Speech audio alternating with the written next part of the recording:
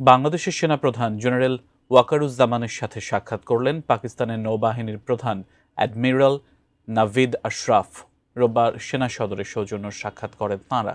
কিন্তু কি আলোচনা হলো দুই প্রধানের মধ্যে? বিস্তারিত শিহাব ইসলামের ডেস্ক রিপোর্টে।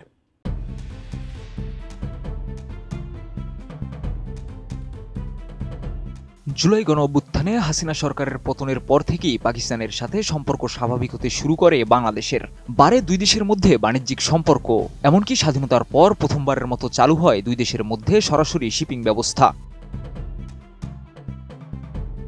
সম্পর্কের এই ধারাবাহিকতায় বেড়েছে দুই দেশের কূটনৈতিক ও সামরিক আলোচনাও।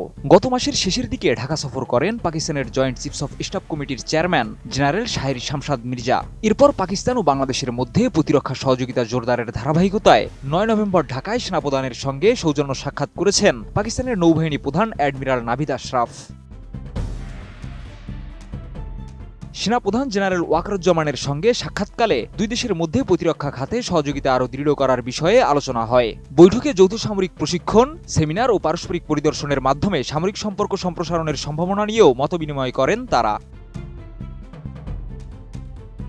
এ সময় অ্যাডমিরাল আশরাফ ২০২৫ সালের ফেব্রুয়ারিতে করাচি উত্তর আরব সাগরে অনুষ্ঠিত যৌথ নৌমহড়া আমানে বাংলাদেশের অংশগ্রহণকারীদের পেশাদারিত্বের উচ্চ প্রশংসা করেন। এর আগে গত ২৮ অক্টোবর সেনা সদরে জেনারেল ওয়াকারুজ্জামানের সঙ্গে সাক্ষাৎ করেছিলেন পাকিস্তানের জয়েন্ট চিফস অফ স্টাফ কমিটির চেয়ারম্যান জেনারেল শাহের শামসাদ মির্জার নেতৃত্বে একটি প্রতিনিধি দল। সেই বৈঠকেও দুই দেশ প্রতিরক্ষা ও নিরাপত্তা খাতে সহযোগিতা বৃদ্ধির বিষয়ে একমত হয়। একই সঙ্গে যৌথ প্রশিক্ষণ ও তথ্য বিনিময়ের মাধ্যমে সামরিক সম্পর্ক আরও ঘনিষ্ঠ করার আগ্রহ প্রকাশ করা হয়।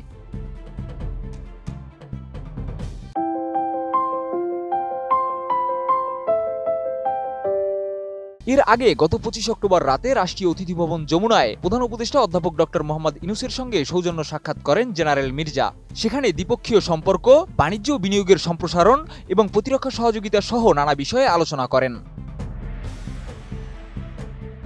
জেনারেল মির্জা বলেন, বাংলাদেশ ও পাকিস্তানের ঐতিহাসিক ও সাংস্কৃতিক বন্ধনকে ভিত্তি করে দুই দেশ বহুমাত্রিক ক্ষেত্রে সহযোগিতা জোরদার করতে পারে। তিনি উল্লেখ করেন, করাচি ও চট্টগ্রামের মধ্যে নৌপথ ইতিমধ্যে চালু হয়েছে এবং ঢাকা করাচি সরাসরি বিমান সংযোগও খুব শিগগিরই শুরু হতে পারে।